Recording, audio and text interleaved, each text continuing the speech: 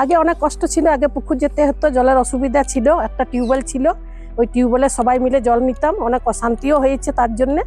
এখন পাইপলাইন আসার পর থেকে আর অসুবিধা নেই, প্রত্যেকটা পরিবারে কল দিয়েছে, দিয়ে জলের অসুবিধা আর এখন সেরকম নেই। আগে যেমন সবাই পুকুর দিয়ে চান টান করতো, সবকিছু আগে বাইরেই করতে হতো।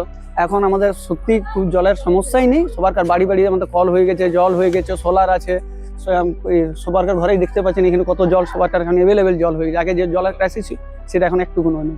আমাদের পুকুরে যেতে হতো, এত জলের অসুবিধা ছিল, এখন খুব ভালো জল পাচ্ছি। হ্যাঁ, বাড়িতে বাড়িতে কল আছে, কোনো জলের কোনো অসুবিধা নাই। আগে খুবই কষ্ট ছিল, প্রচন্ড কষ্ট ছিল, কিরকম জল পেতামই না, ওই কুয়োর থেকে যে জলটি পেতাম। অসুবিধা ধরুন খাওয়ার অসুবিধা ছিল আপনার, তারপরে কাপড় কাচার অসুবিধা ছিল, স্নান করার অসুবিধা ছিল, এইসব অসুবিধাগুলো আমাদের কাছে ছিল। ওই কুয়োর থেকে সামান্য যেটুকু জল জমতো সেইটুকু জল তুলেই আমরা ব্যবহার করতাম। হ্যাঁ, গ্রীষ্মকালের সময়, বেশিরভাগ গ্রীষ্মকালে। এখন তা অনেক পরিবর্তন হয়ে গিয়েছে, এখন মানে জলের স্বচ্ছ জল দিচ্ছেন, দিদির উপকার আমরা পেয়েছি।